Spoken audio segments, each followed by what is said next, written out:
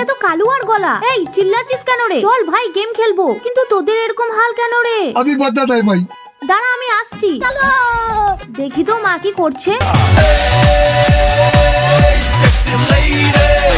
আরে এটা আবার কি হলো? মা খুব গরম লাগছে, আমি একটু বাইরে যাচ্ছি। ঠিক আছে জলদি আসিস। জলদি চল ভাই, কিন্তু যাবোটা কোথায়? আমাকে ফলো কর।